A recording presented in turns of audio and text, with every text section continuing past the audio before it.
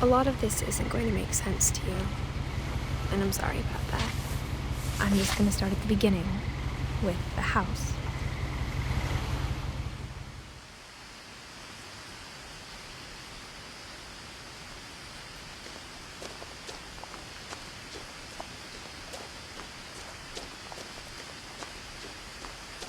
I lived here until I was 11, but I wasn't allowed inside half the rooms.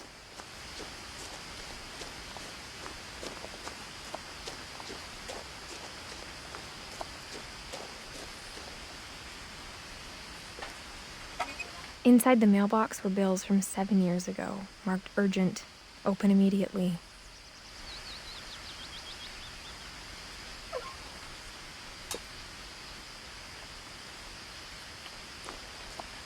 I hadn't been back since my brother Lewis's funeral.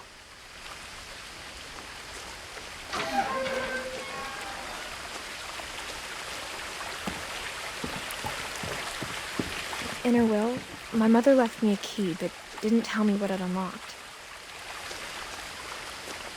Maybe she thought I'd know, or she thought that the mystery would be enough to bring me back.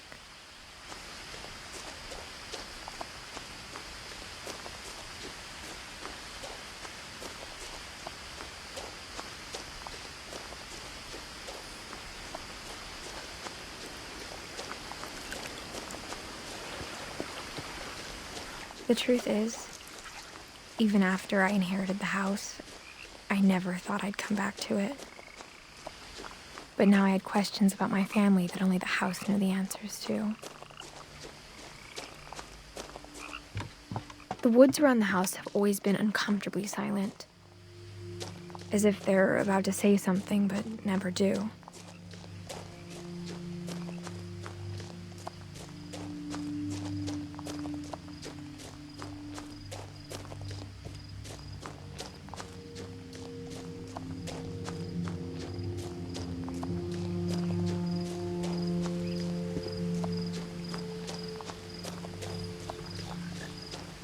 The house was exactly like I remembered it, the way I'd been dreaming about it. As a child, the house made me uncomfortable in a way I couldn't put into words. Now, as a 17-year-old, I knew exactly what those words were. I was afraid of the house.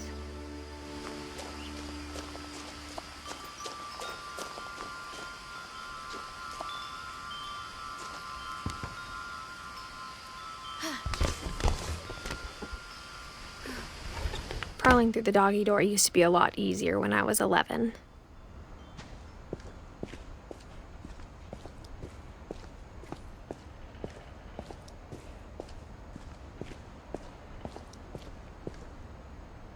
The power had been turned off the night we left. For the first time in years,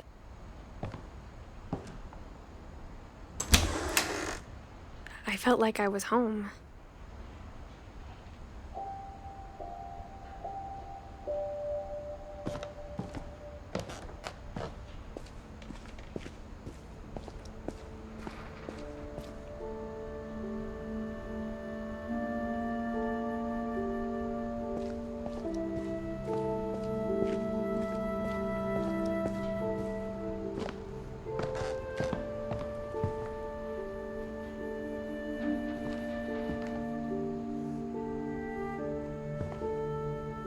But instead of a family, there were just memories of one. Like how only one restaurant would deliver to our house, so we had Chinese a lot.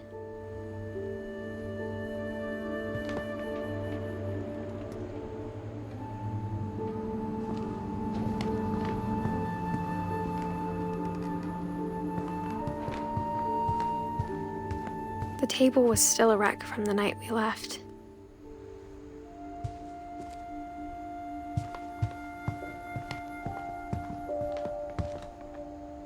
My mom was the only one of us who could imagine Great-Grandma Edie living in a nursing home. It was like a bomb had gone off, killing everyone but sparing the furniture.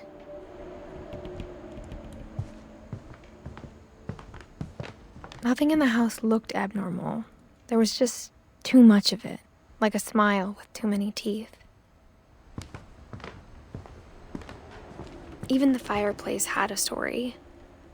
Edie told me the bricks came from the original house, after it sank.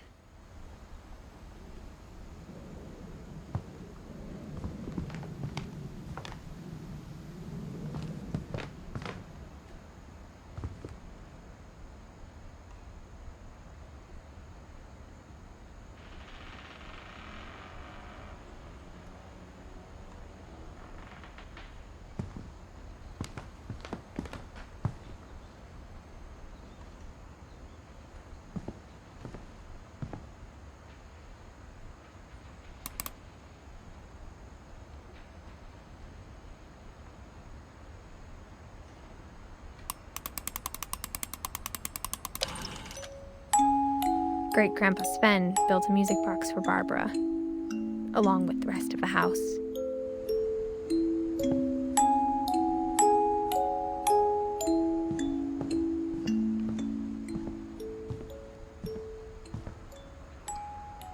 My mom wasn't much of an optimist, but she never stopped believing that my brother Milton was alive.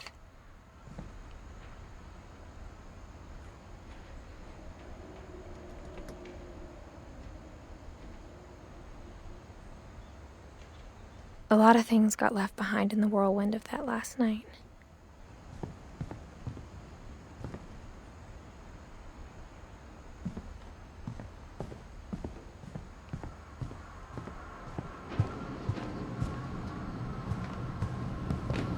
After Louis started working at the cannery, we all got pretty sick of salmon. Except our cat, Molly.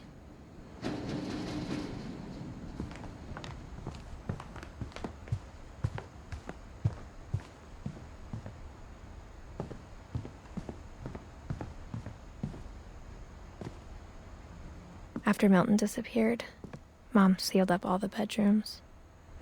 Then Edie retaliated and drilled peepholes.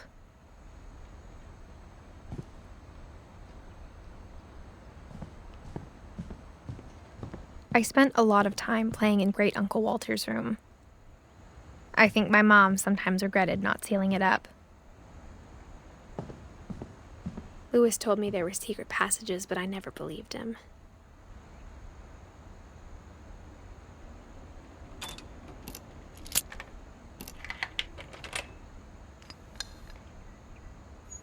Turns out, my mom was really good at keeping secrets. Now it was time to find out what my mom had been afraid of.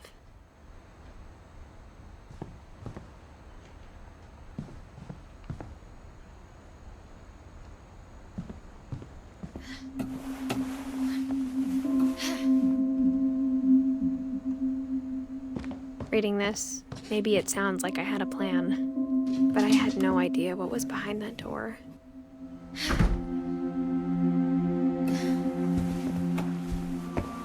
Just like I had no idea where all this was gonna lead. I grew up looking at Molly's room through the peephole. Being inside for the first time, I felt like I'd stepped behind a painting.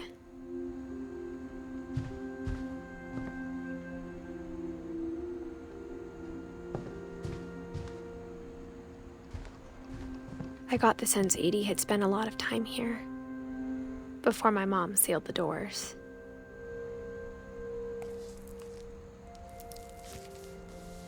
December 13th, 1947. Dear Diary, I'll be gone soon, but I wanted to tell somebody about what's gonna happen. It started when Mom sent me to bed without dinner.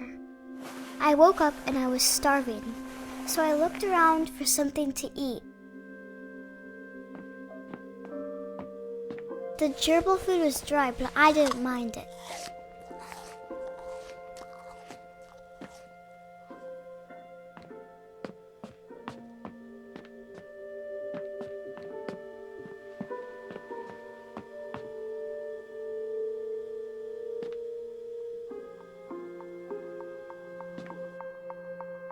I thought about eating Christopher, but I held back.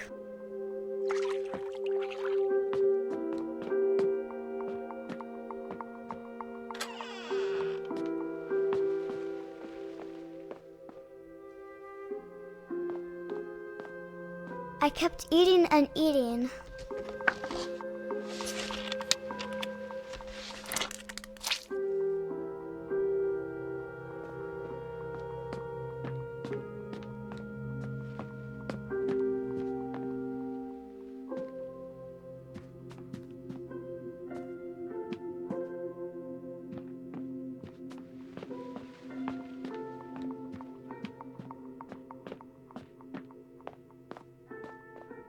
I ate a lot of things that night.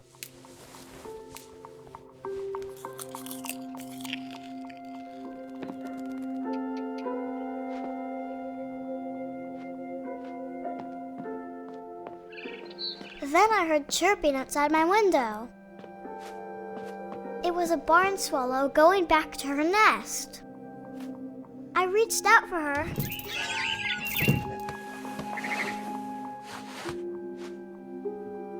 And suddenly, I was a cat.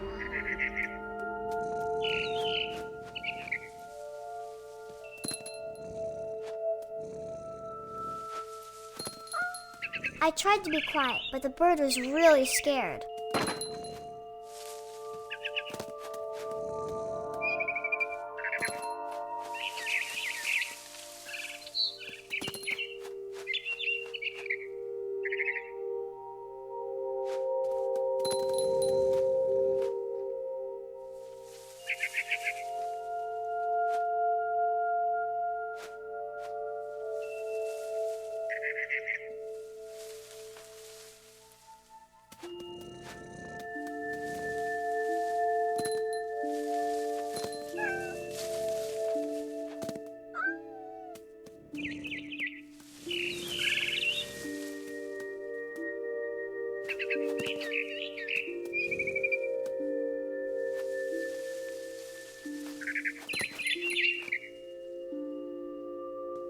I jumped and I almost got her.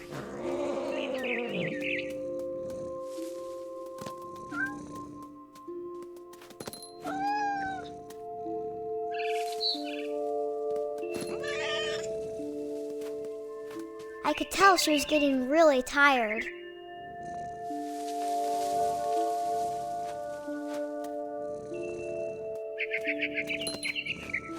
Now I was up in the big tree.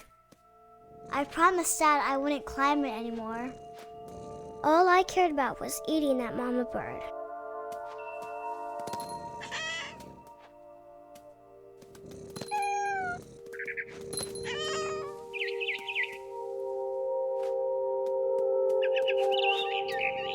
I gobbled her up.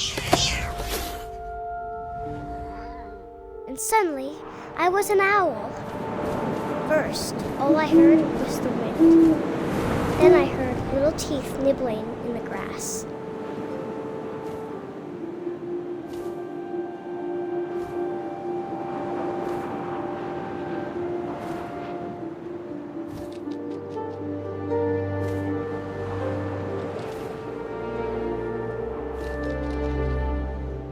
Rabbits.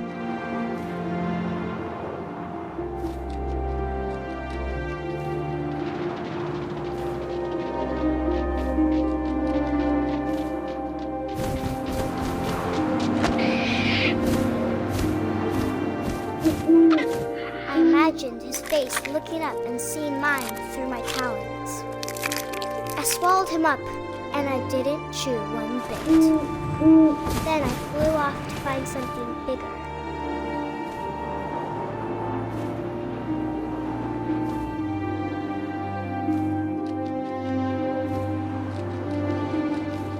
A mama rabbit.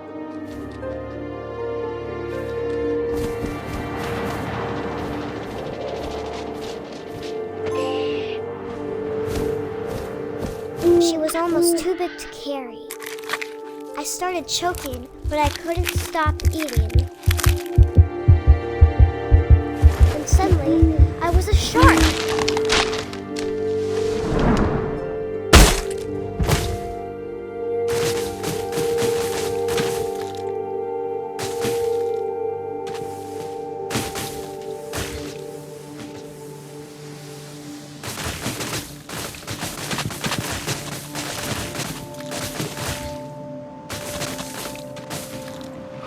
I rolled off the cliff and into the ocean. Now, I was hungrier than ever.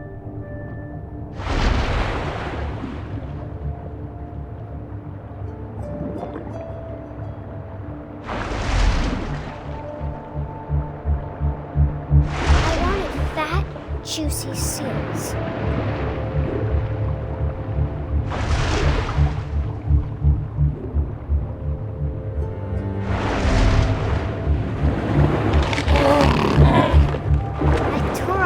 Flipper, and it tasted really good.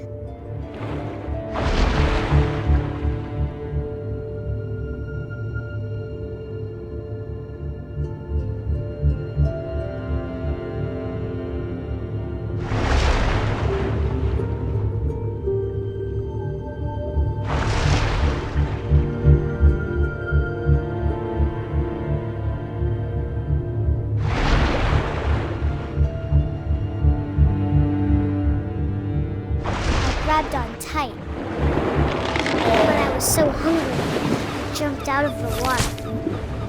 When I opened my eyes, everything had changed.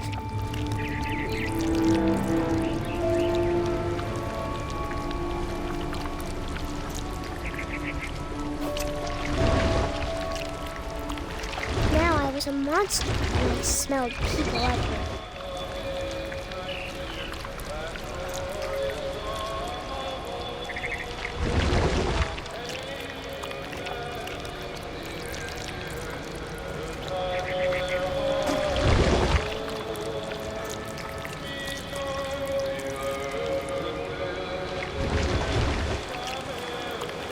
I was big, but I moved real quiet.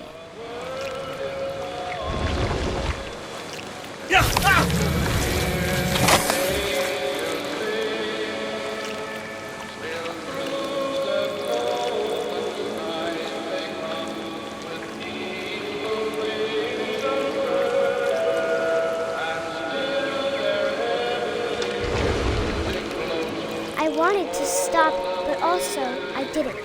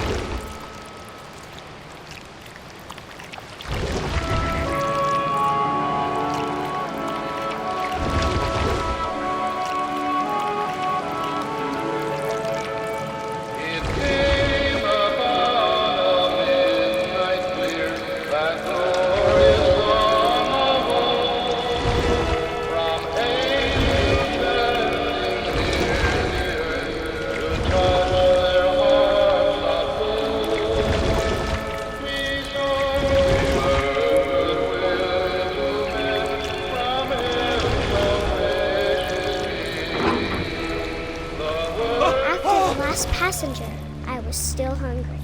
And across the water, I smelled something new. Something I had to have, so I swam towards it.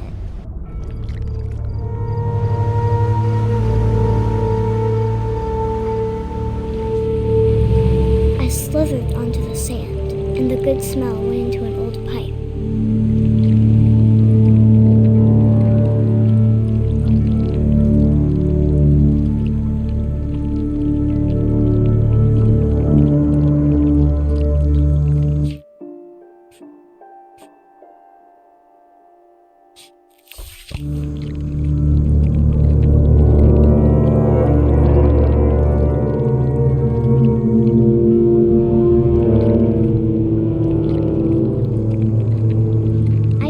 closer and closer.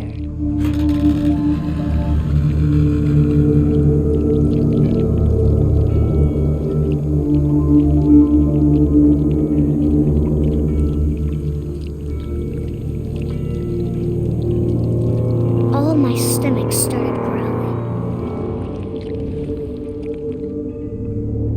And suddenly, I was me again. I held my breath for a long time, but I couldn't hear anything. I think it's waiting for me to fall asleep. But it's not going to wait much longer. It needs to feed, and we both know I will be delicious.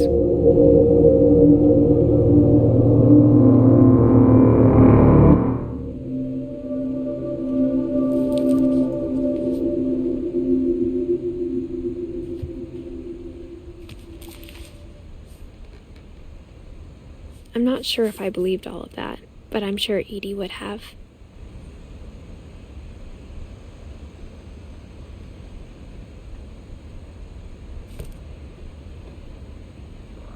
I got the sense Edie had spent a lot of time here, before my mom sealed the doors.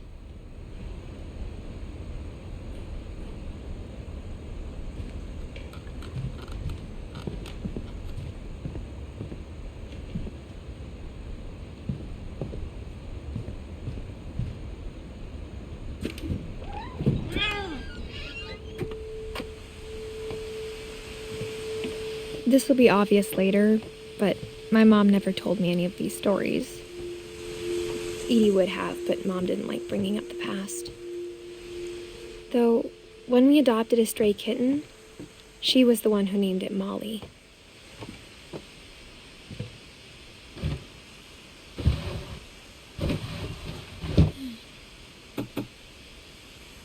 I spent a lot of time in Great-Grandma Edie's room.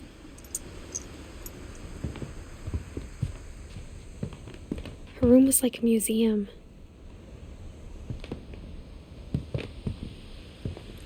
Louis died a week before we left, but Edie had already started to memorialize him. Edie knit me a new pair of gloves every year, just in time to replace the old ones.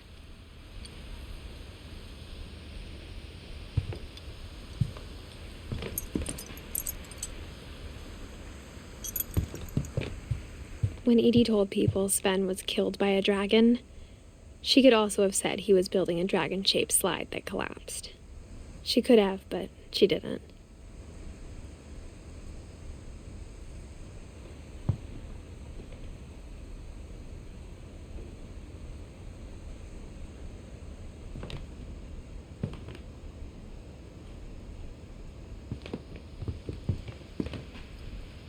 One summer, they evacuated the island, but Edie refused to go. For a few weeks, she was a celebrity.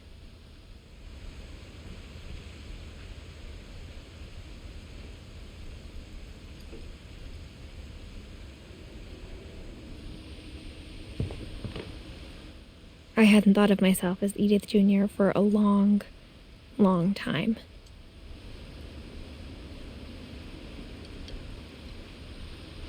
Edie gave a big interview about a mole man living under the Finch house. My mom was furious.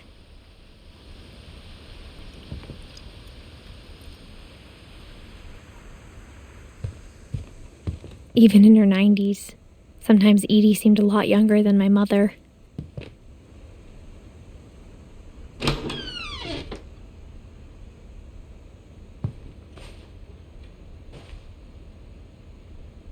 The only trace Grandpa Sam's first wife, Kay, left on the house was the pink bathroom. It was a pretty big trace.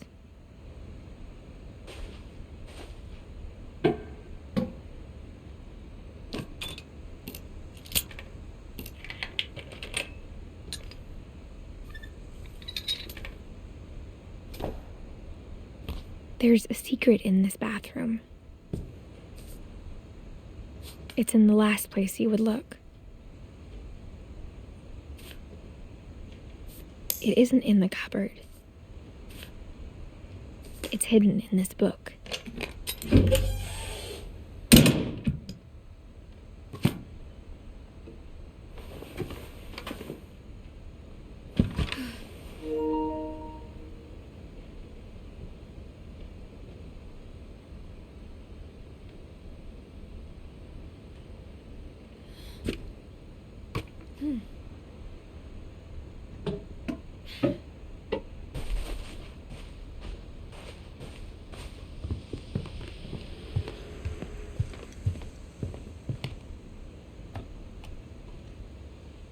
For 500 years, the Finches have been famous throughout Norway for their fortune and misfortune.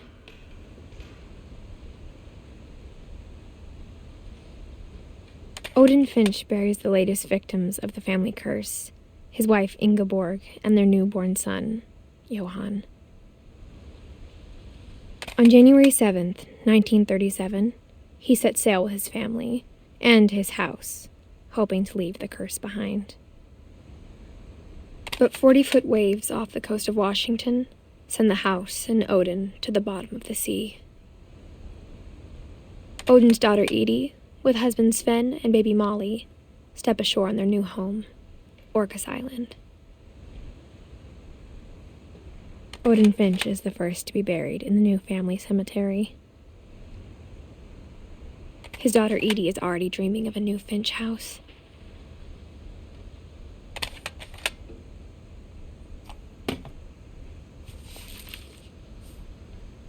Whatever's wrong with this family, it goes back a long ways.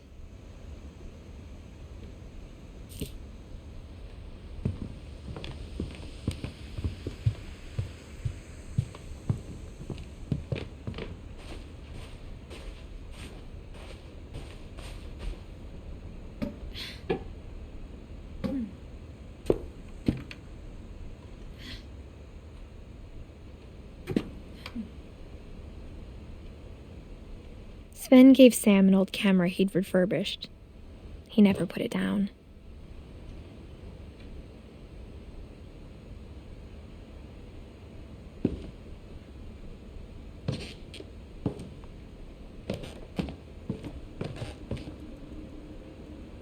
From the paintings on the wall, it was clear my brother Milton had been here before me.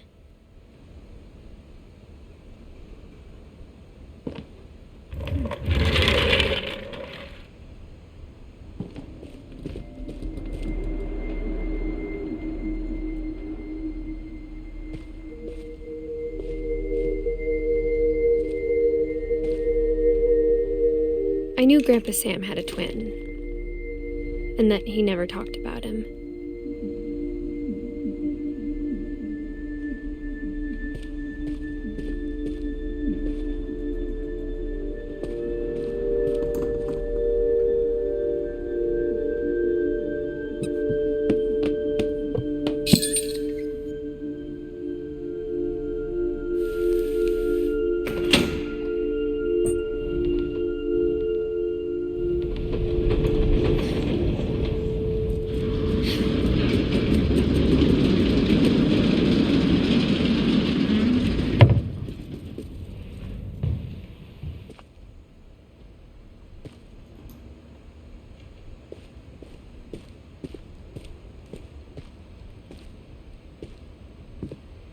I guess my grandpa didn't like history any more than my mom did.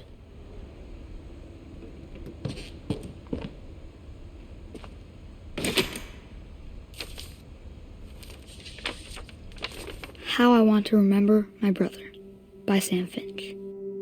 The thing I remember is that when he made up his mind, that was it.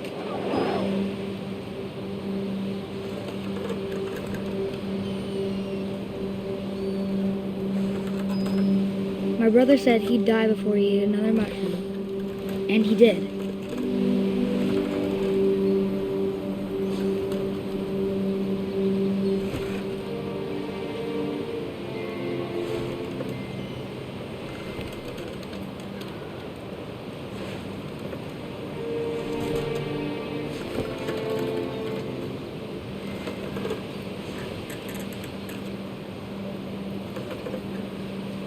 At Barbara's funeral, we swore we'd never be afraid again, and he wasn't.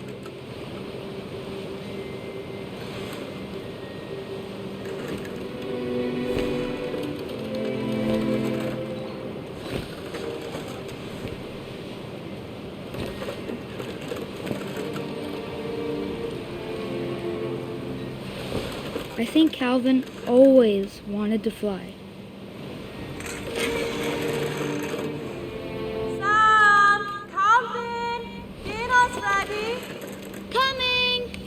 But that day, he finally made up his mind to do it. I told him going around was impossible.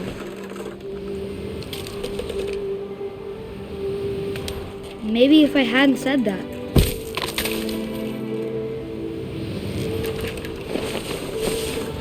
Alan, I'm not gonna tell you again. Maybe if the wind hadn't picked up. And maybe he'd still be here. But I doubt it. I think he'd already made up his mind. That's what I want to remember about my brother.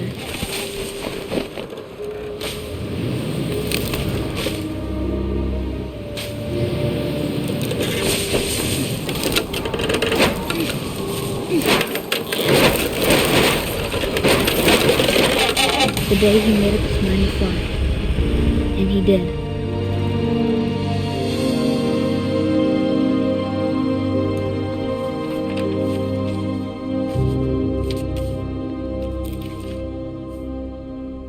Calvin's story felt strangely familiar. When I was younger, I remember trying to do the exact same thing.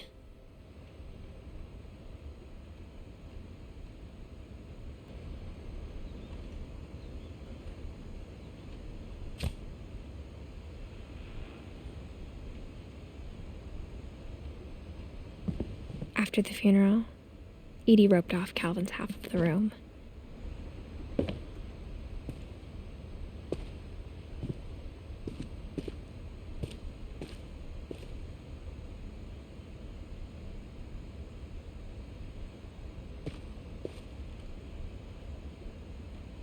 Mom said Grandpa Sam enlisted at 18 and never set foot in the room again.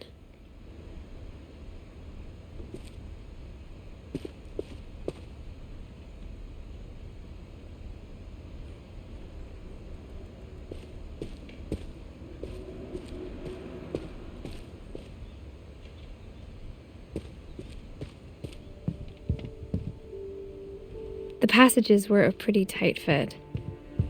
They'd obviously been built for smaller hands and bellies.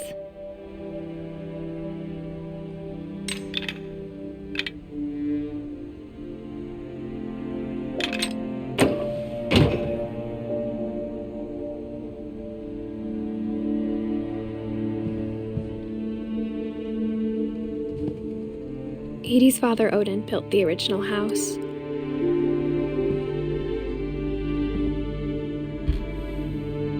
Barbara was a child star for 2 years, until America grew out of it.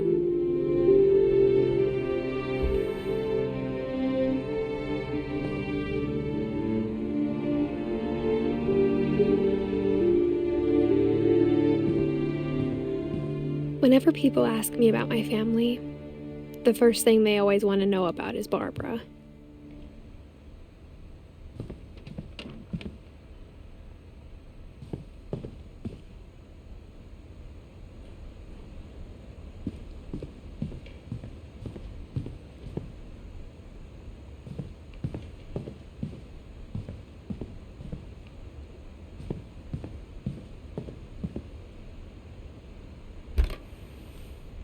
Molly always seemed like a girl I could imagine being friends with, if she hadn't died in 1947.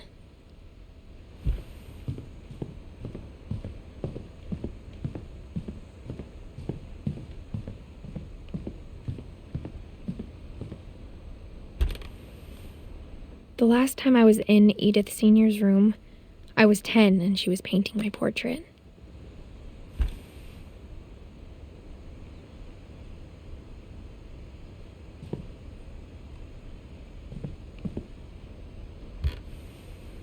As a kid, I just assumed every house had peepholes and sealed rooms you weren't allowed inside of.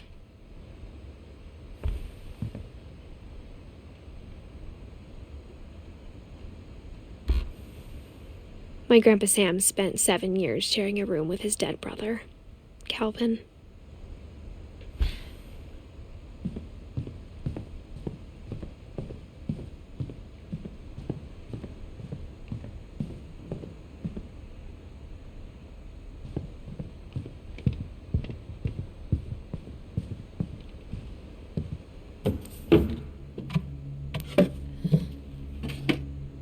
Growing up, I always thought of Barbara as a child star.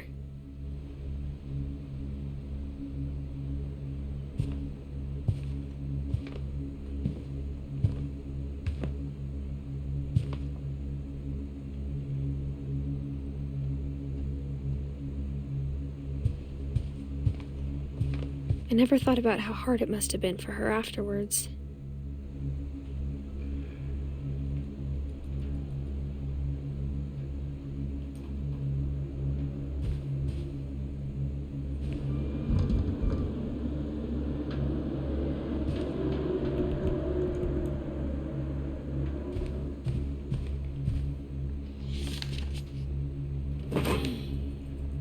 Of all the stories people wrote about Barbara's death, I'm surprised Edie saved this one.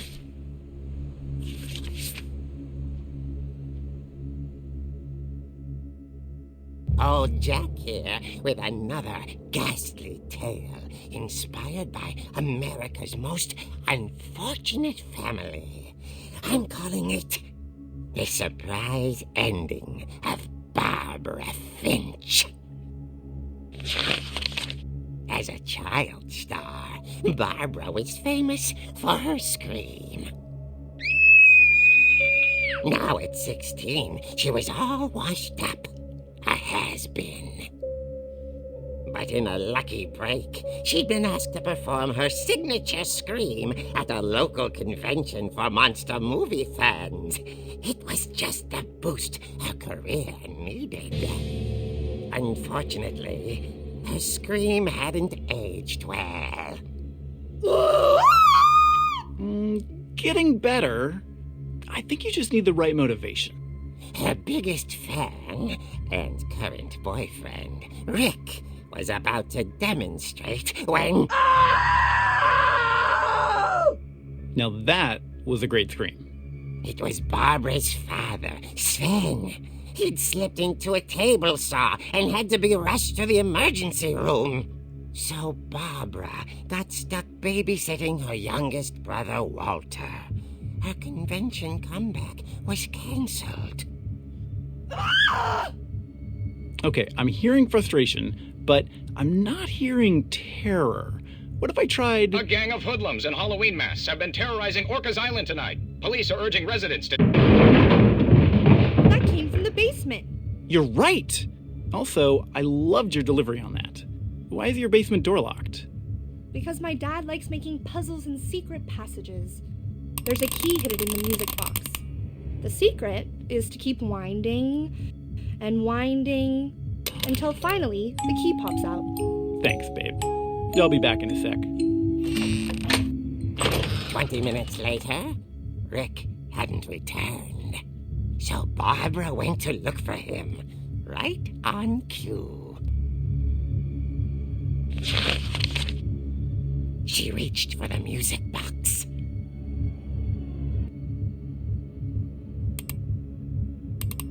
And as she wound the key, she listened for Rick, but the house was silent.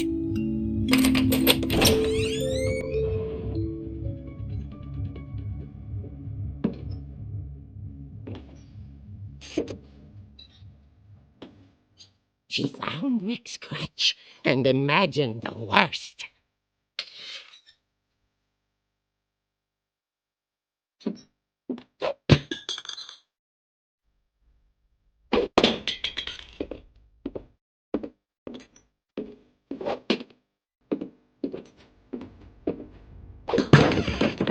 The gang's leader is the infamous Hookman killer, Dr. Carl Hamill, who impaled and then ate his family 10 years ago tonight.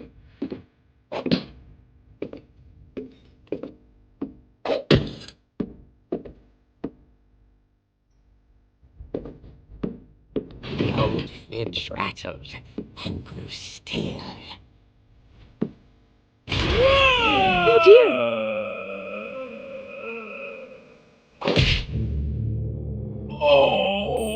Rick? Barb, relax. I was just trying to scare you to help you find your scream. Well, I'm not scared, Rick. I'm furious. Then act furious. All I'm getting from you now is that you're hurt and confused and She threw him out. but she kept a little something to remember him by. Barb, have you seen my other crutch? And she was still holding it when she fell asleep watching the late picture show. Hours later... Barbara! Walter, what's going on up there? Ah! Okay, I'm coming up, but if this is a trick, you're dead, Walter.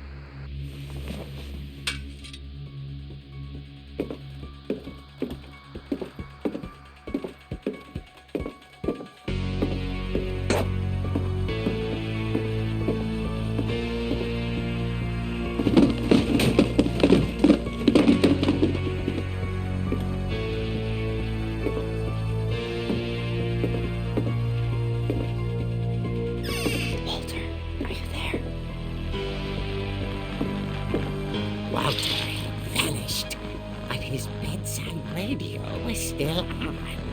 Orcas Island police describe the man as 6 feet tall, with a steel hook for a hand. Residents are urged to lock all doors and windows and notify the police of any suspicious activity. Barbara turned, saw the hook man, and was speechless. He was quite smashing.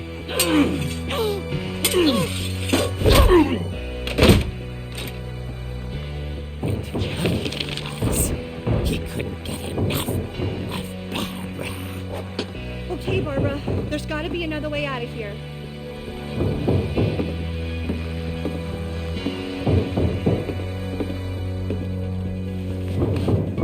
That night, she played her part beautifully.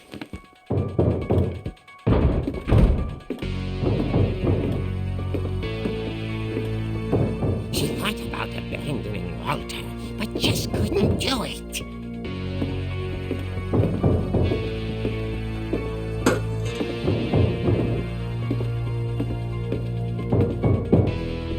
Molly's door hadn't been opened in years.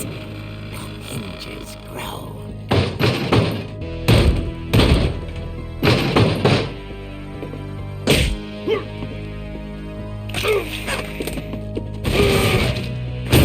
He wasn't moving, but she sensed the story might not be over yet.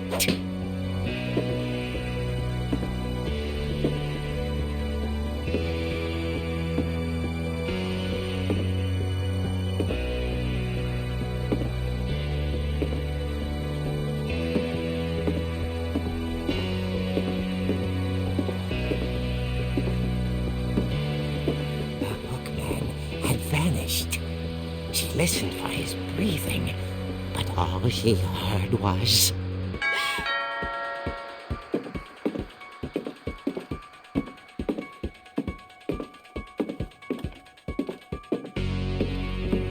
At the door, she heard whispering.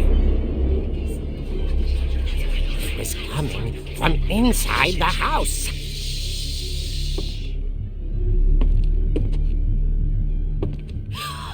Oh dear. Surprise! Bravo, Barbara! You were wonderful! The monsters had come to surprise her. For Barbara, it was a dream come true. Then she saw what kind of monsters they were, and she realized what was about to happen. She was going to be famous. And with her final breath, Barbara Finch gave the performance of her life.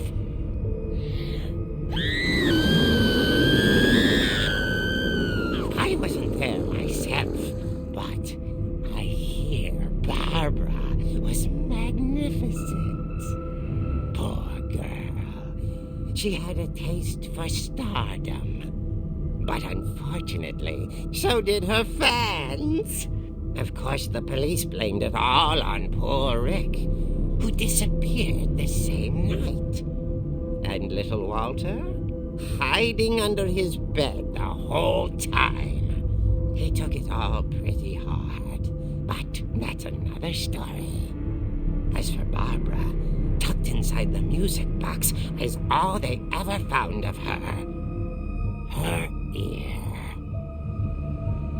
Now that's what I call a real eerie tale.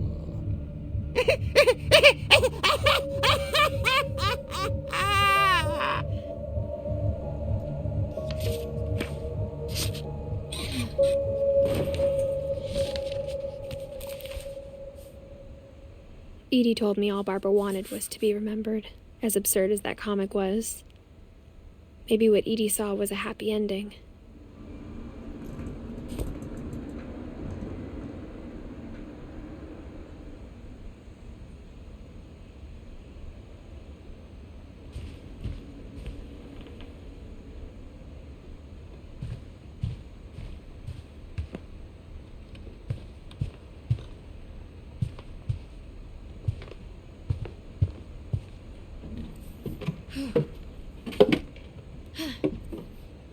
I guess now I know why Mom didn't like me playing with the music box.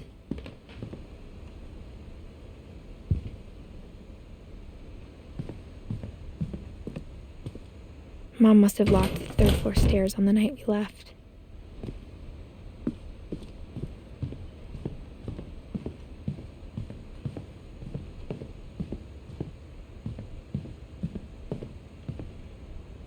It's funny. All those times I played with the music box and never found the basement key.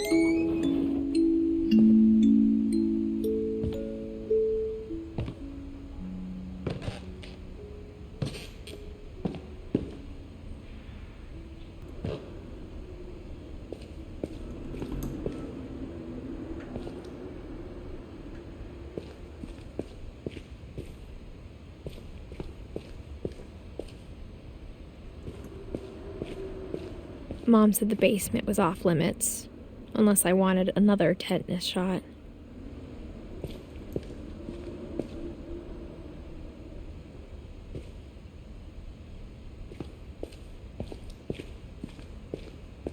I saw Edie sneak down to the basement once, carrying packages.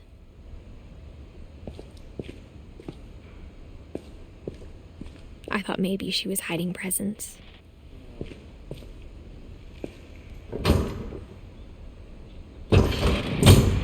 It turned out she was hiding a lot more than that.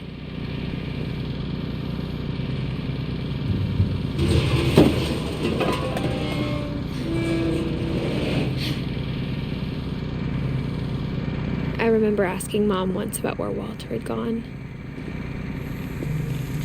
She said after Barbara died, he got as far away as he could. If there's a pattern in all these stories, I think it's that none of us has gotten very far.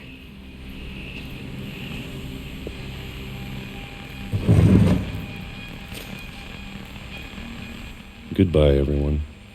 I can't believe I've been down here for 30 years. On that first day, after the shaking started, I didn't think I'd survive a week.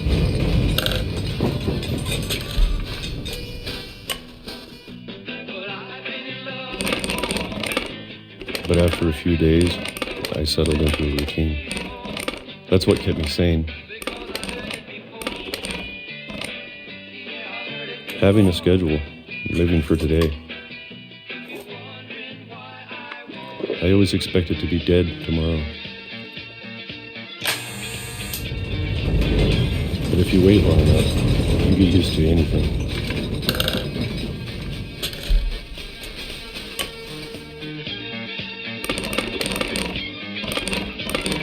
Even a monster on the other side of the door starts to feel normal. Almost friendly.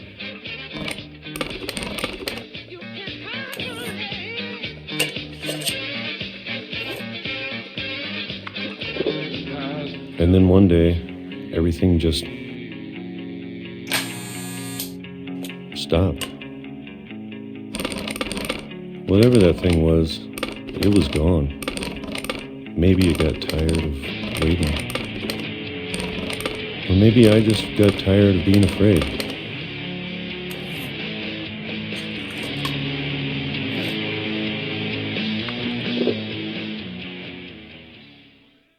It's been a week now, the longest in 30 years. I'm done waiting. I have to leave while I still can.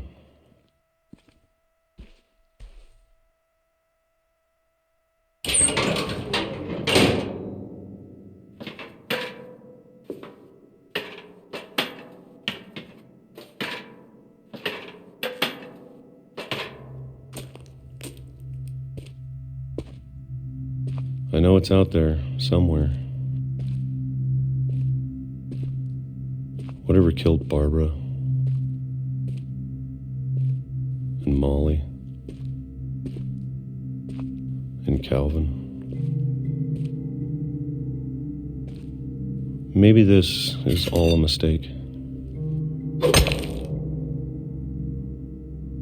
But I need to stop living the same day, even if it kills me.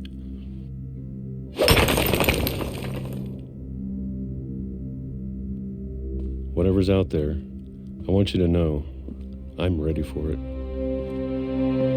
I'm going to appreciate all of it, especially the food. I don't mind if I only have a year left, or a month, or a single week. I'd be happy with one more day. I can already imagine the sun on my face.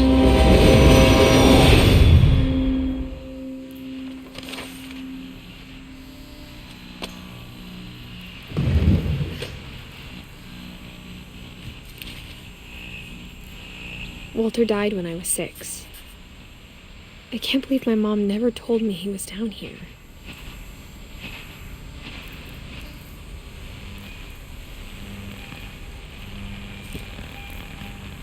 I'm sure my mom was trying to protect me.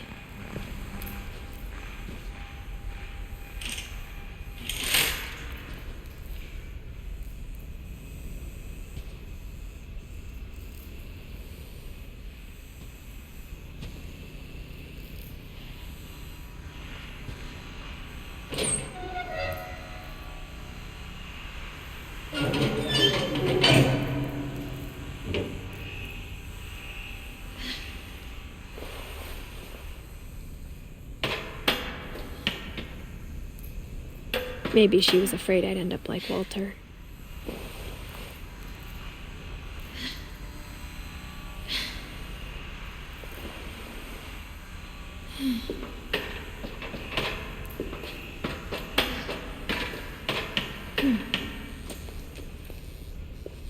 But if she never told me about an uncle under the house, I can only imagine what else she was hiding. I don't want to make the same mistakes she made.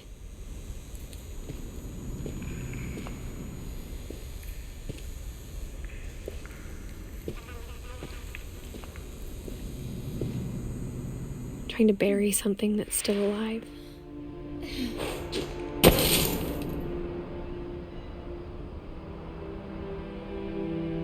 Now that there's only one of us left, or maybe two, I thought it was time I heard the stories for myself and found out what happened to everyone else. But now I'm worried the stories themselves might be the problem. Maybe we believed so much in a family curse, we made it real.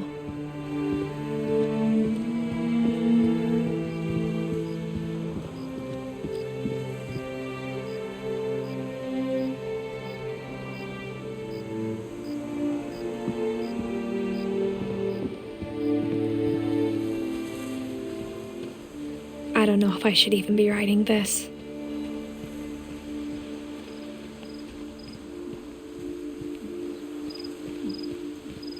Maybe it'd be better if all this just died with me.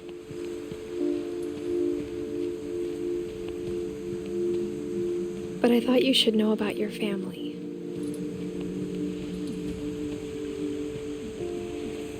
And the history you're a part of.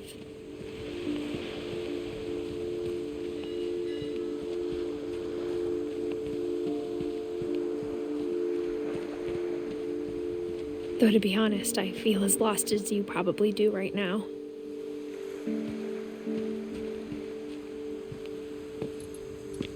I think the people in these stories believed them, for what that's worth.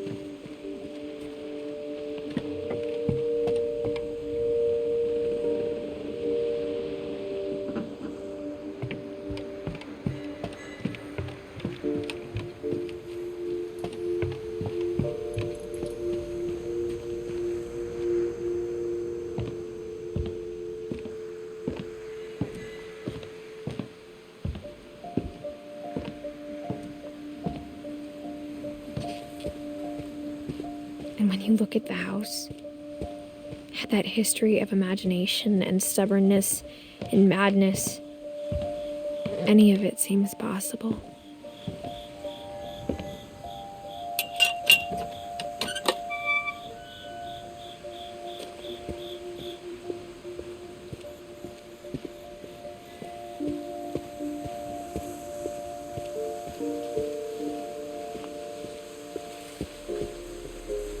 I think we've been surrounded by death for so long, we've just gotten used to it.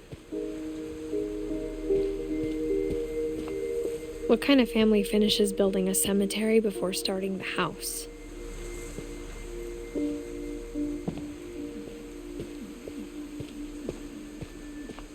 It's embarrassing for me to admit this, but the pet cemetery made me more uncomfortable than the human one. 3 of the gerbils were mine, and 2 had been my fault.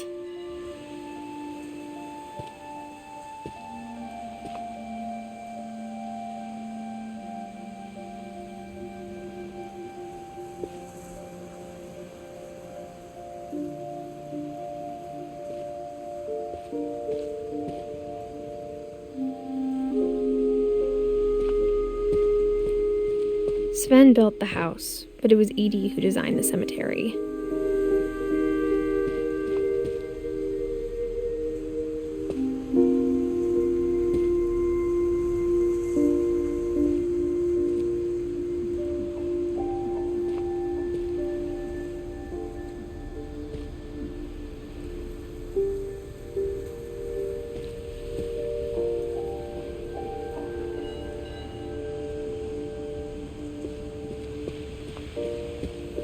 I'm sure Odin's monument had been Edie's idea.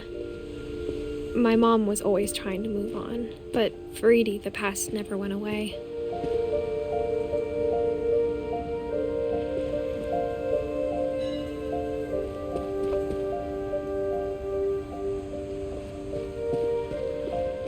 She could see it poking out of the water at low tide.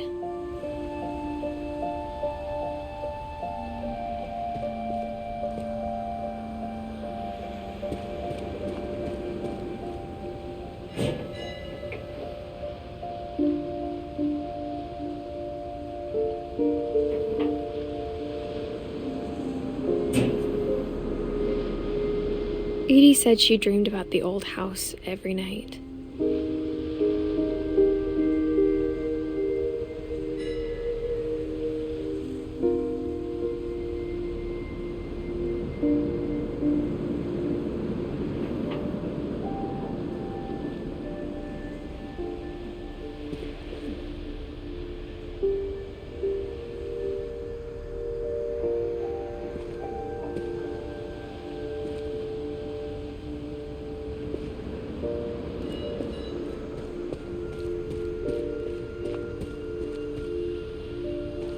Edie's side was always easier for me to understand. But the older I get, the more I can see where my mom was coming from. Her dad had been pretty strict, but it wasn't enough to save her brothers. She was just trying to do better.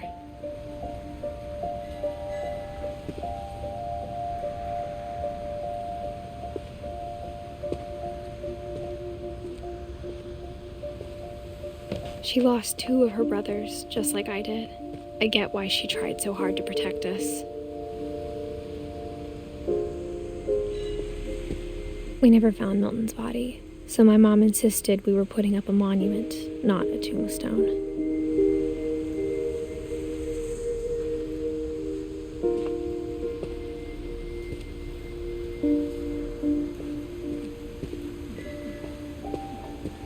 There's so many things I wish I could ask my mom now. Part of me thinks this is what she wanted all along. For me to come back someday and find everything out for myself.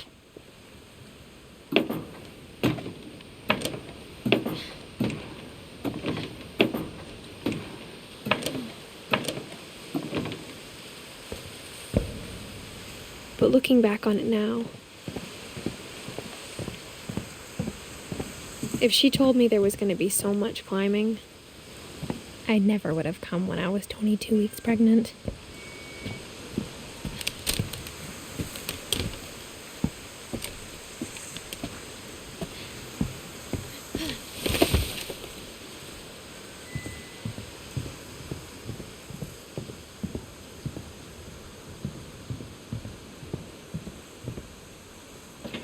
I never met Grandpa Sam, but I think he and my mom had a lot in common.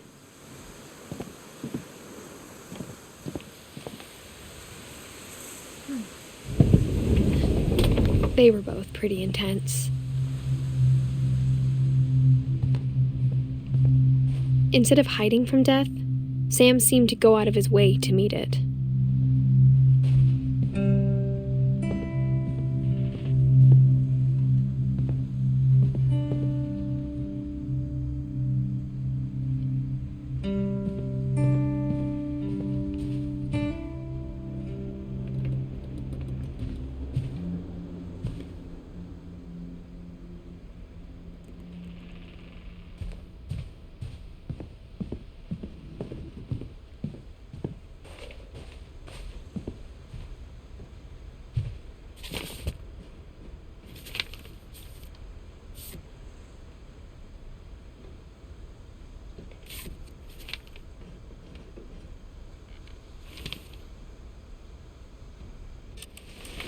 Dawn, I promise, you'll never forget this weekend. Yes, sir. These memories are going to last a lifetime. Am I gonna have to shoot anything? It's a hunting trip, Dawn. Shooting is strongly encouraged. What? Perfect. It's gonna rain the whole weekend, isn't it?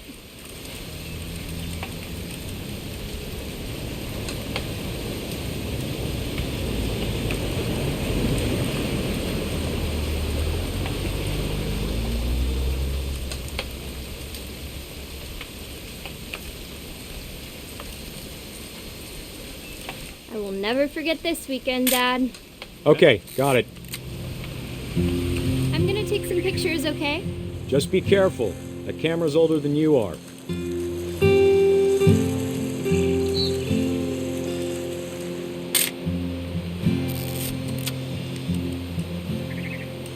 You right, Dad, it's starting to clear up. Still freezing, though.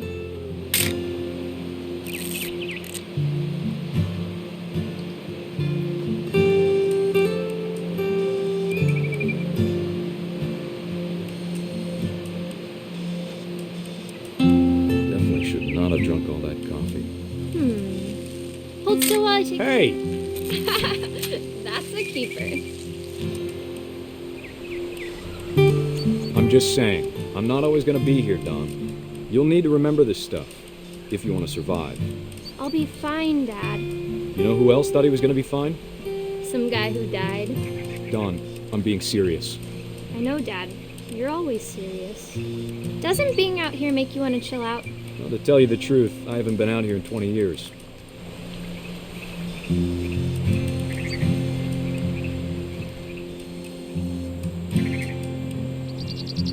Dad! Good eyes, Don.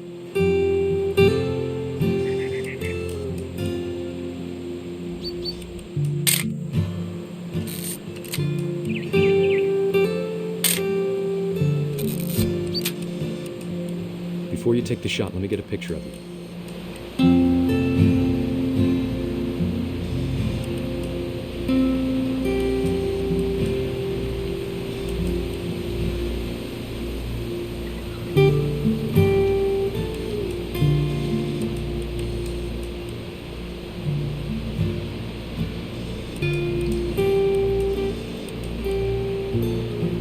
Dad, I... Just breathe. Turn off your imagination. Focus on your target.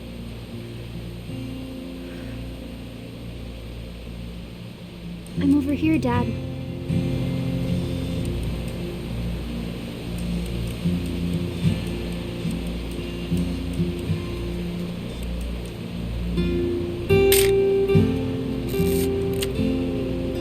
Let me get behind you. Do I have to do this? Don, you don't have to do anything. But if you want to survive, you'll need to be strong. Great shot, Don!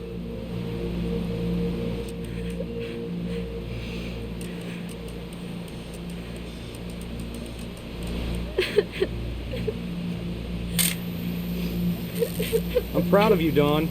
Always remember that, okay?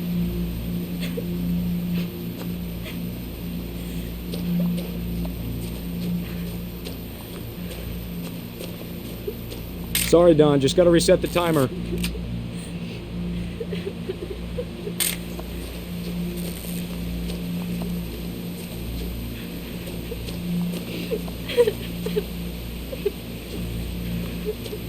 Dad, it's twitching. I think That's it's totally so... normal, Don. Just focus on the camera. Try not to think about... Dad!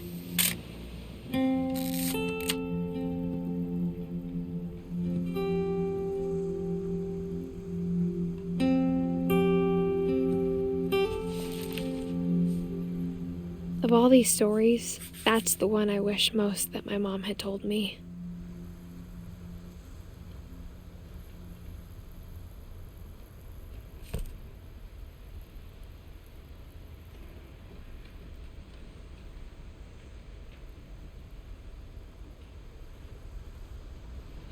Sam spent his life shooting photos, but Mom said he got nervous being in front of the camera.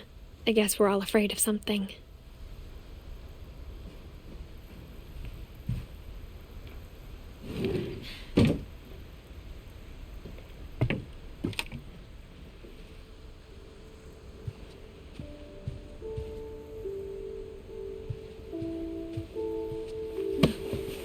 After Sam died, my mom and Edie got really close.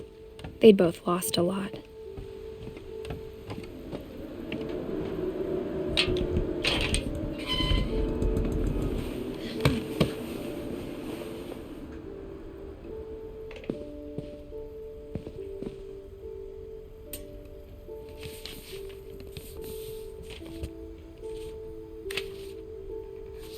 Dear Kay, do you remember the way Gregory used to laugh when he thought he was alone? Like something funny was happening, but only he could see it.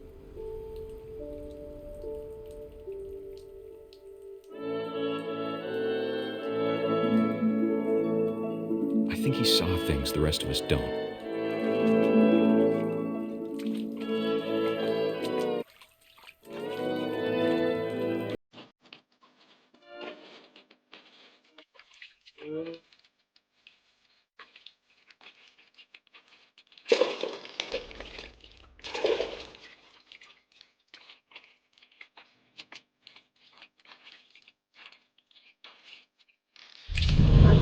Gregory, it's time to... Hold on, sweetie. Hello? Sam, I told you I don't want to talk right now. I wonder what he saw. What his world was like.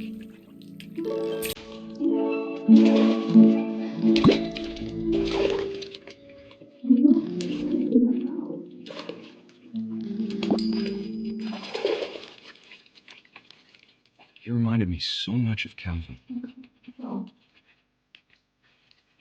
Lost in his imagination. Whatever it was he saw.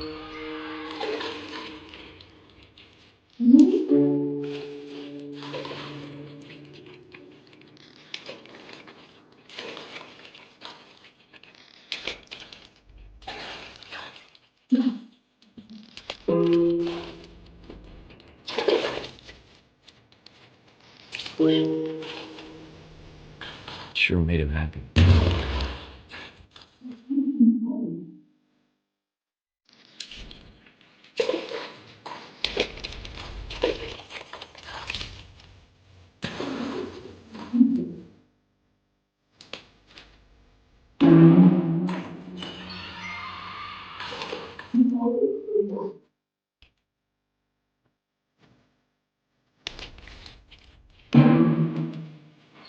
I know how sad it sounds.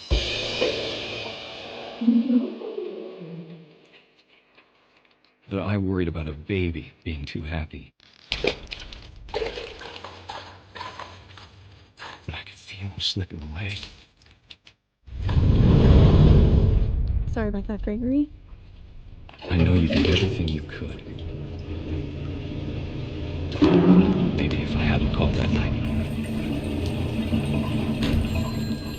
Damn it. Hold on, I don't want Gregory to hear this. I wish he could have told us about the world he saw.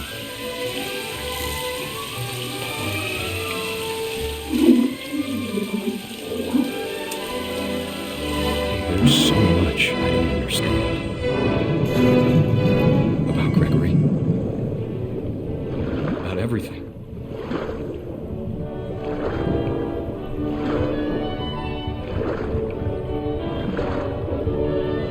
But I know what happened wasn't your fault.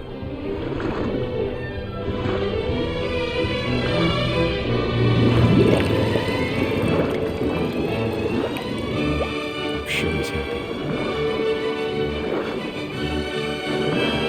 And he'd want you to be happy too. Good luck, Kay.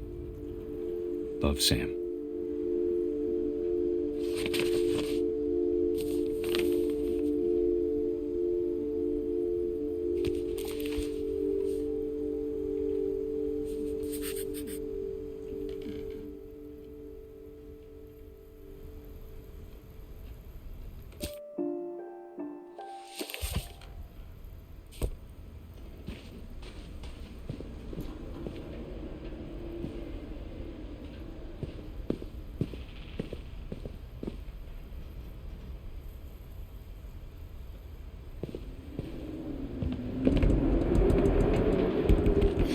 My mom moved up to the loft after her brothers died. At the time, it was as far away as she could get.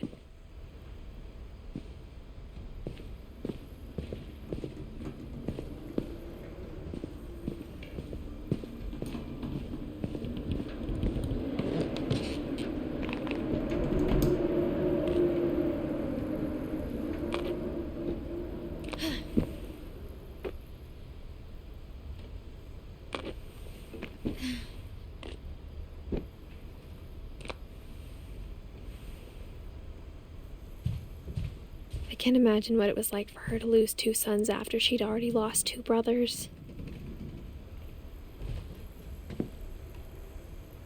She spent a summer building houses in Calcutta, where she met my dad, Sanjay.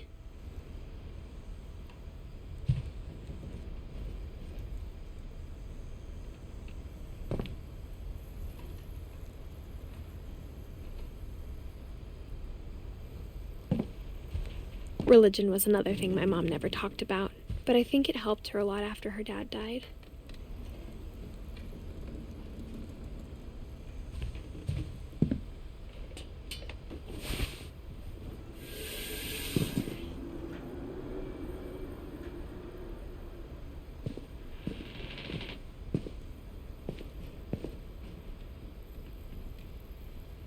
I can't imagine my mom ever writing poetry, and yet...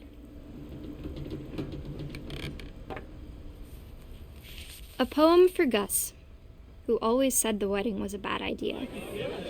Our father never hit us kids, at least not very hard, before the day my brother said with teenage disregard that he'd be dead before he'd see a wedding in our yard.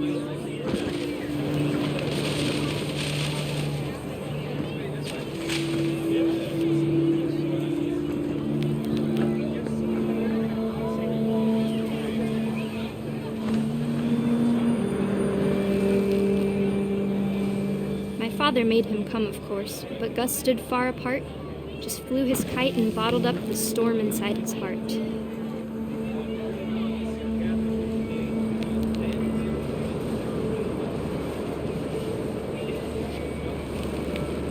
I tried to talk him out of it, but though he'd never met her, "We don't need a stepmom," were the words that I now pronounce you husband and wife. You may kiss the bride.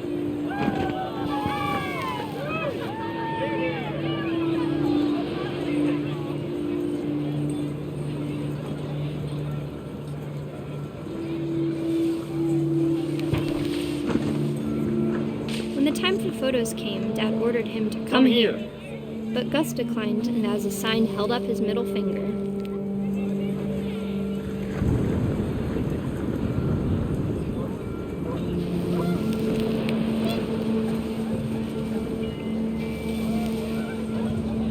The wind picked up, and panicked geese appeared and quickly went.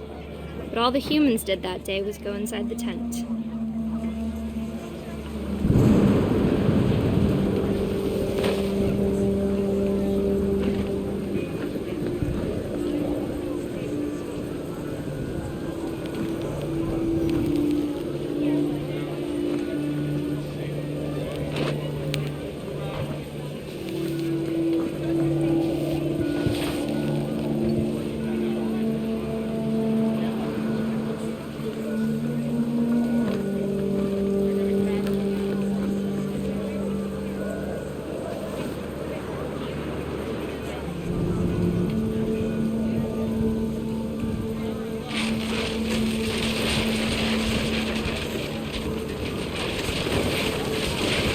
Rain came down in buckets then, but no one seemed afraid that nature might destroy the tent our dad had crudely made.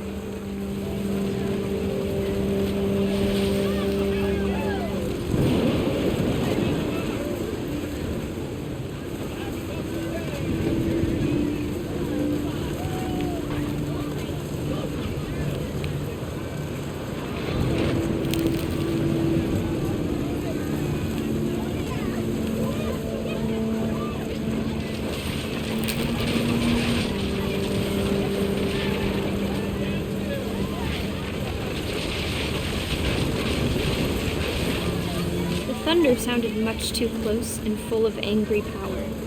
But all my father said to this was, "Make the music louder."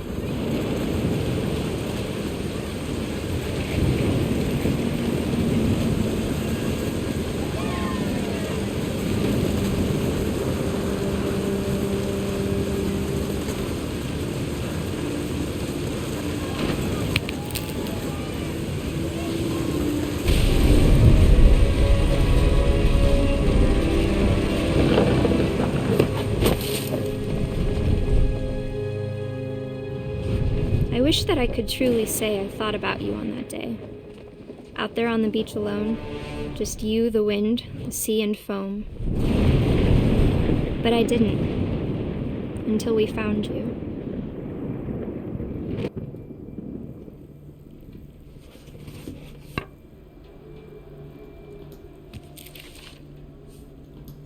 She never talked about him, but Mom told me once if I was a boy, they were going to name me Gus.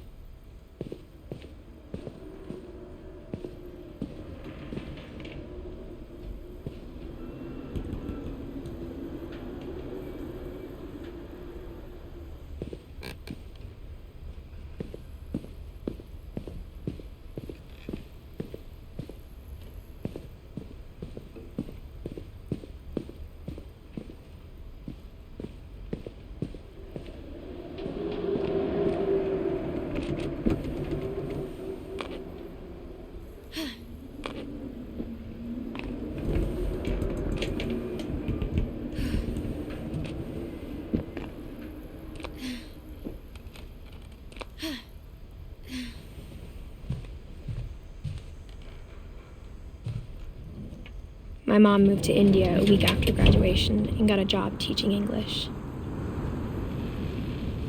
Louis was born a year later.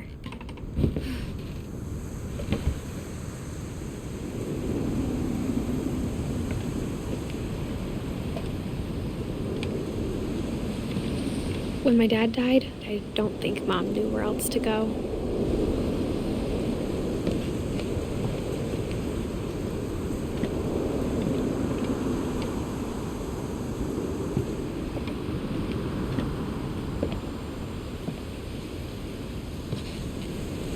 I'm sure Edie was happy to have her back.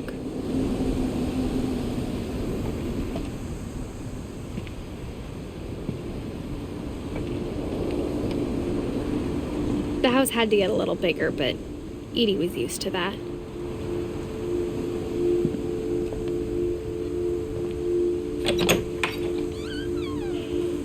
And for a while, things were good, almost normal.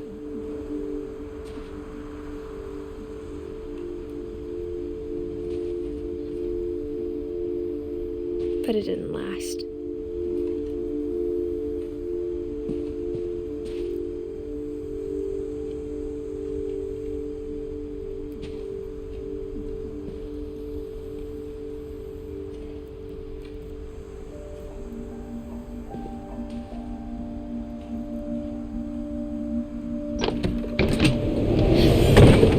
The beginning of the end was Milton's 10th birthday, when Edie gave him a castle.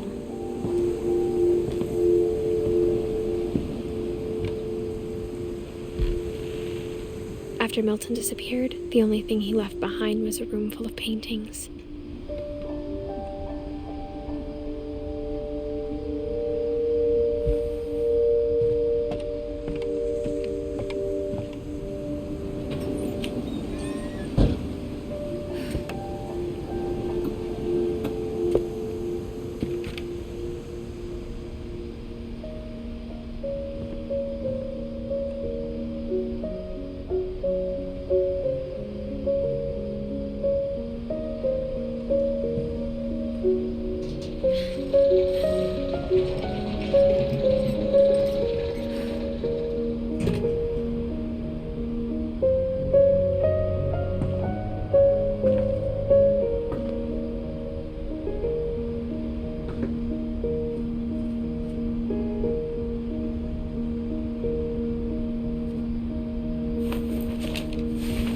Milton Finch in The Magic Paintbrush.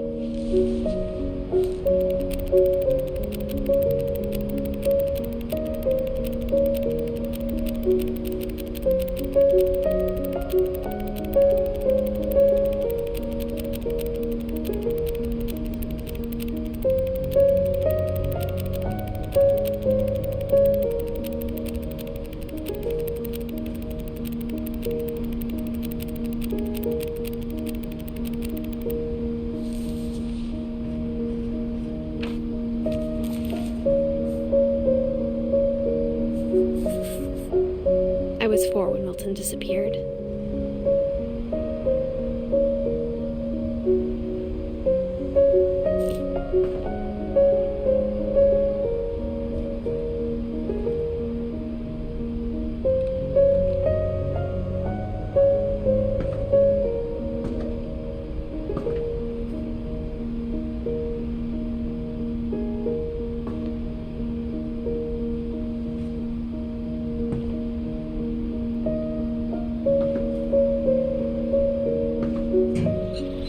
Mom spent months searching for my brother. Then she sealed the doors.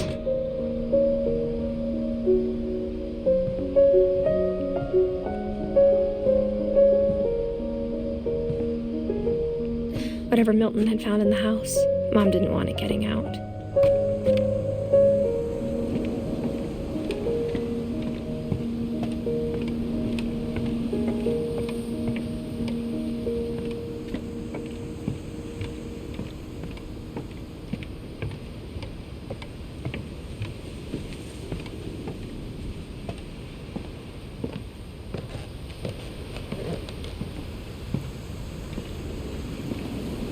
Mom definitely blamed Edie, but I think Louis blamed himself.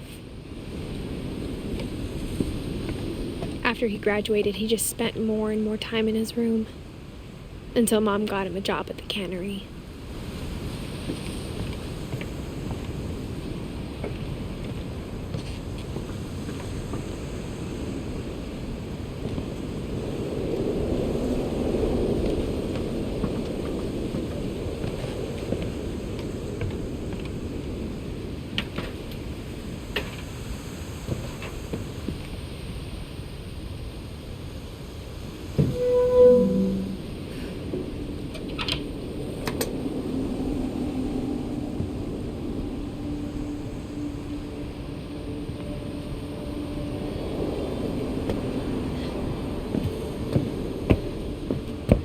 Louis's room smelled very, very familiar.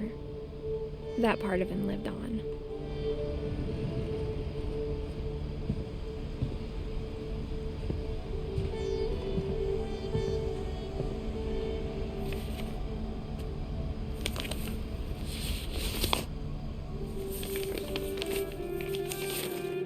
Dear Mrs. Finch, as Louis's psychiatrist, I can understand your desire for an explanation. As I see it, the trouble began in January, shortly after we convinced your son to seek treatment for substance abuse. Newly sober, I believe Louis first noticed the monotony of his daily life.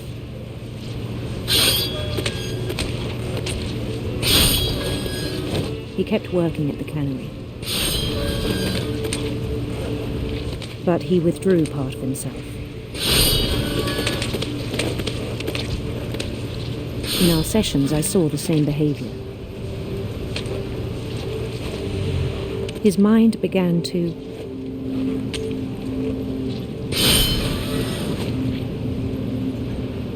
wander.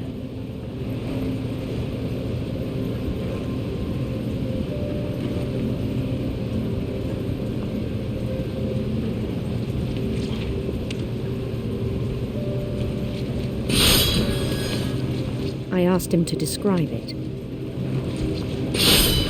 He said he started small, imagining a labyrinth. He'd feel his way about, then something moved. Bats and toads.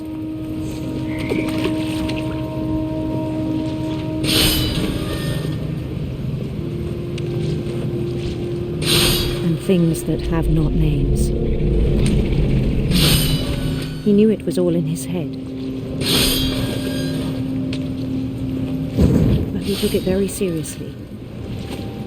I had hoped he'd find himself.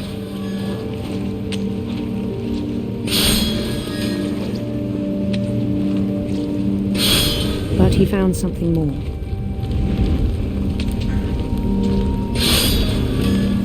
I worried about him then.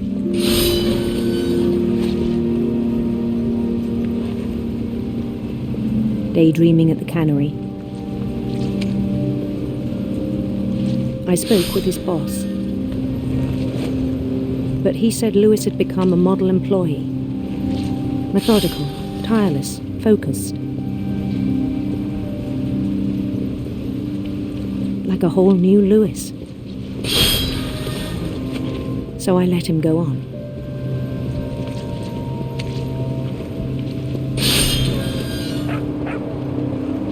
I even encouraged him. It seemed very promising at first. He told me he'd made a new friend.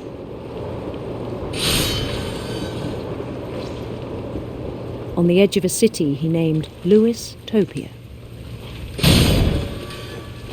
He built the city up slowly, brick by brick.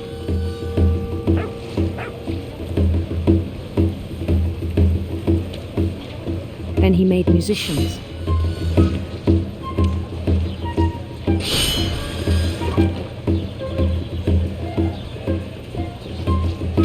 And songs for them to play.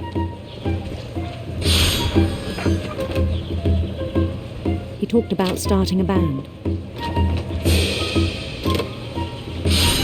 And he was always humming something. Every day his imagination grew stronger.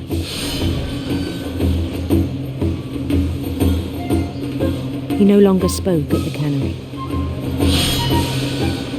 But his chopping was as reliable as ever. Then one day it struck him that all the cheering crowds, even the stones under his feet,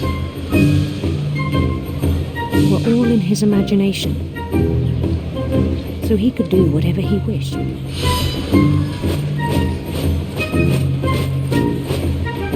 He held an election for mayor, and he won. They begged him to stay, but his mind was already wandering. It became a game for him.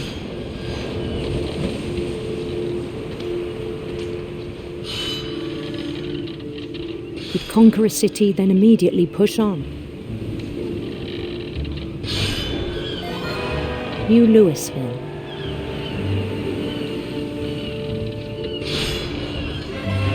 St. Louis. He started drifting away from our reality.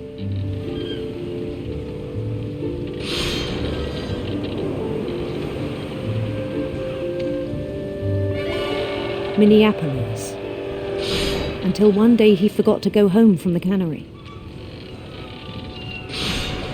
Even as his mother pleaded with him, part of Lewis kept sailing on.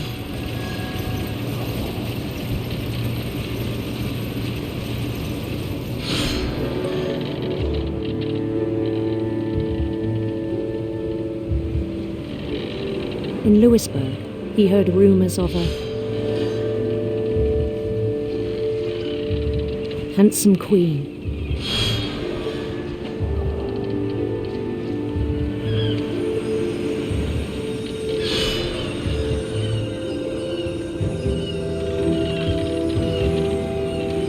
The queen was on her own quest for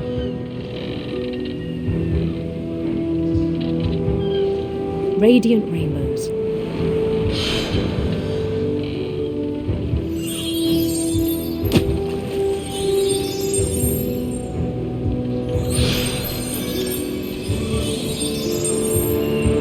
He followed the sound of her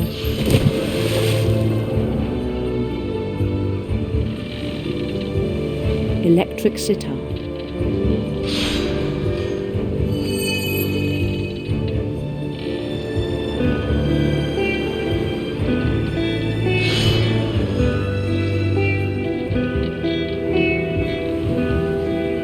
His chase led him to a golden palace east of the sun and west of the moon.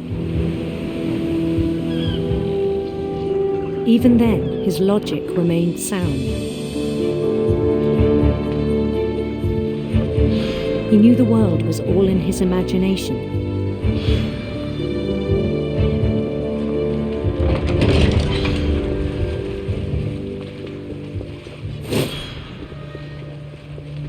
But he was so proud of having created it.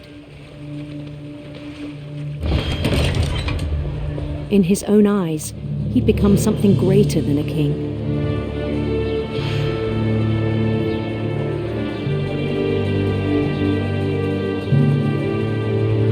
For someone who'd never known success in the real world, I think it was overwhelming.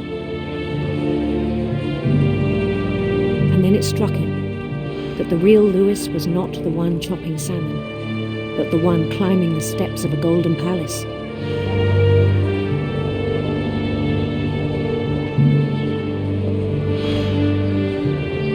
My imagination is as real as my body, he told me.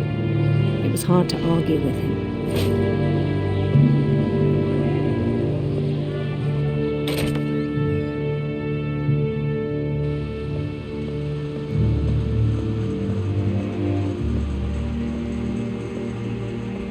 He began to forget the world we know.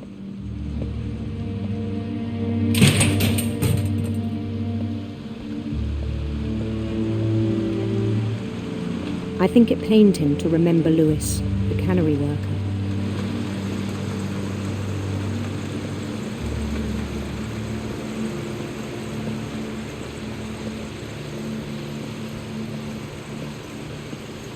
He began to despise the man with a royal contempt.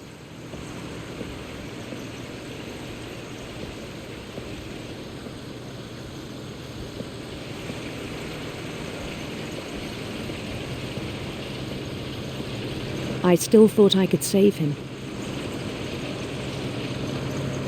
Even after he said he was being crowned king over all the lands of wonder.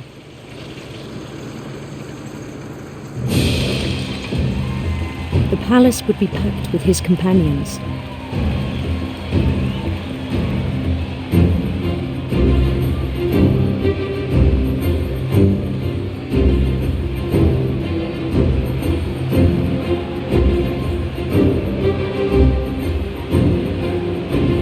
Including the wise Calico who'd insisted on advising him.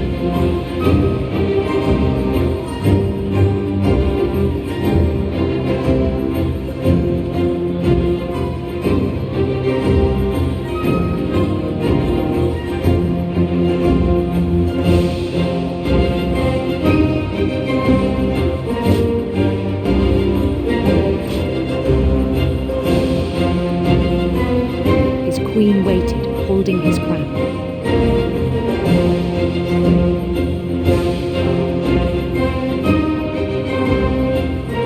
There was only one thing left to do.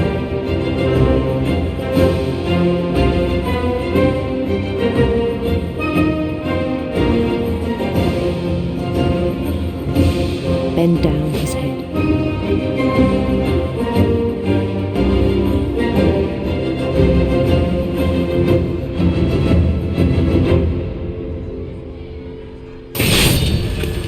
I think you know. Mrs. Finch, your son was a kind man who will be missed by all of us who knew him.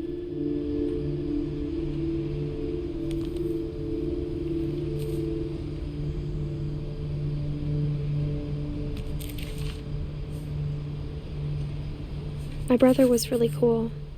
I wish you could have met him.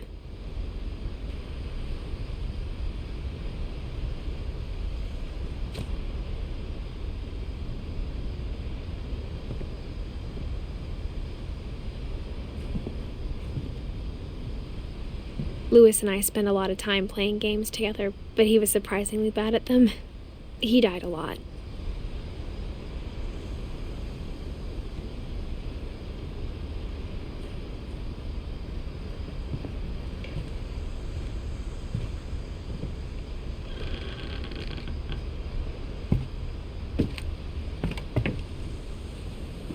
On the way back from Lewis's funeral, my mom told me to start packing.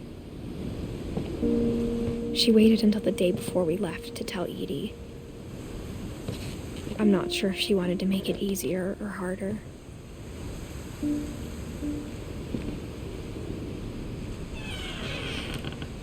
I wish we'd stayed. But I understand why we left.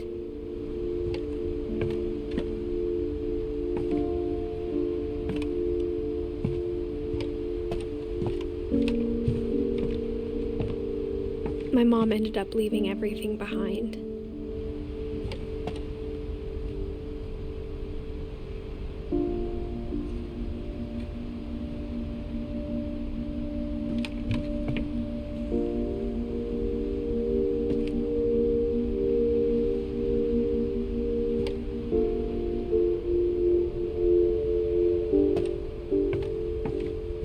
What happened that night had been coming for a long time. Maybe it should have come sooner.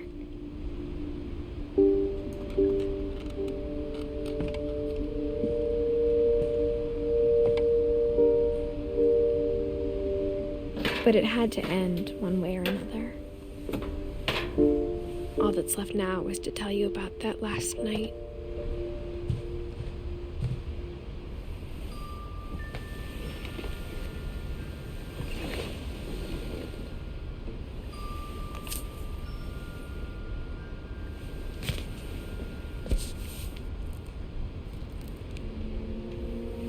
That whole last day, Edie just watched us pack and didn't say a word. Until supper, when she raised her glass and said, "To our final night together, and all our final nights apart." Grandma, you know what I said about alcohol. Some of your medications are very Edith, specific. I left a present for you in the hallway. Why don't you go open it? The grown-ups have to argue now. I'm sorry, you're right. We're all leaving tomorrow. Let's just enjoy our last... I'm not leaving. Edith, you're excused.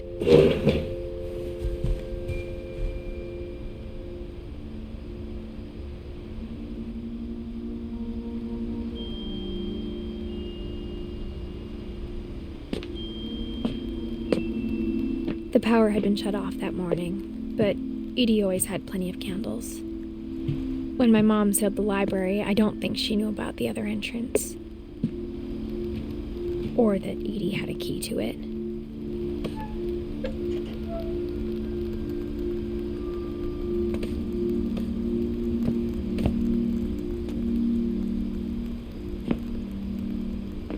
That thing you're afraid of isn't going to end when you leave the house. Edith has a right to know these stories. My children are dead because of your stories. I think it's best if Edith and I leave tonight.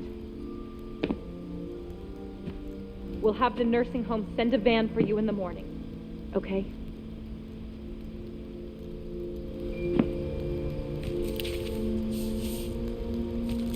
Dear Edith, there's so many stories I wish I could tell you, but there's only time for one. This is about what happened on the night you were born. That night, the tide went way, way out. It was the first and last time I ever saw the old house aground. There'd been an earthquake out in the middle of the ocean. They called it the lowest tide in 1,000 years. God, it smelled awful. You know, I've seen that house every day of my life.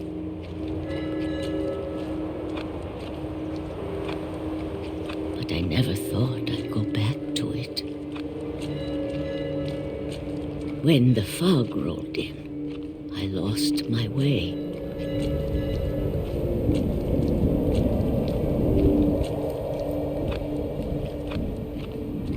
I got turned around.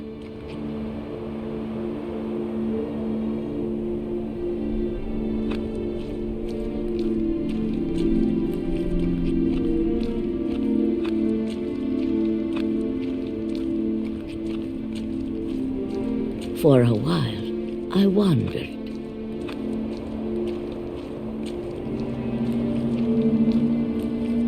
I started seeing things.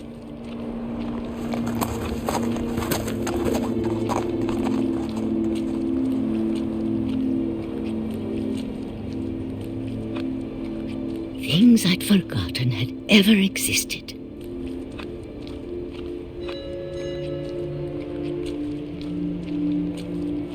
But when I saw them, they felt like old friends.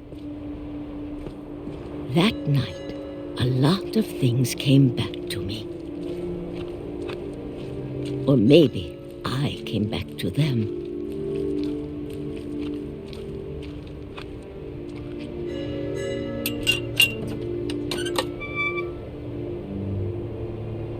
Things I can't explain, but that I need you to try and... Edith, what are you doing in here? It's mine. Edith! Mom, you're gonna rip it! Let go! I kicked and screamed, but Mom dragged me to the car.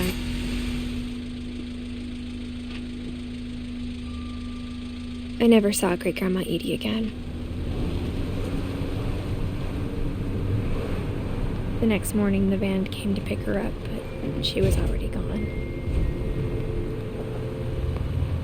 After that, we moved around a lot.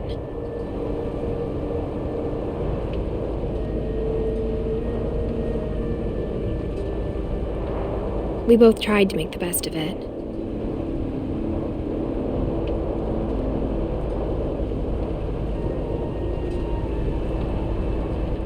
A few years went by.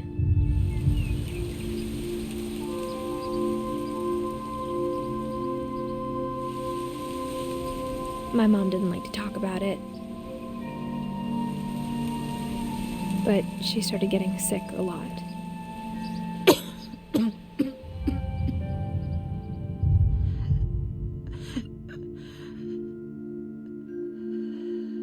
She got better for a while, and then she didn't. And then I was alone. The last Finch left alive.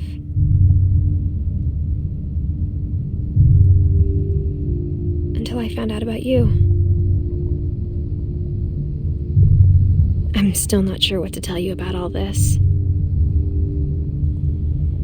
If we lived forever, maybe we'd have time to understand things. But as it is, I think the best we can do is try to open our eyes. And appreciate how strange and brief all of this is.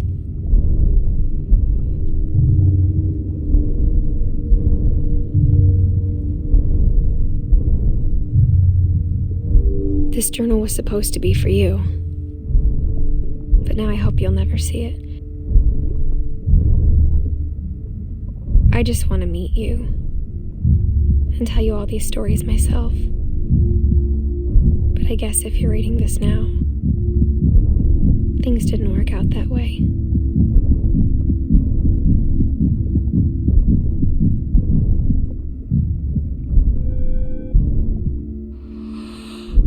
This is where your story begins.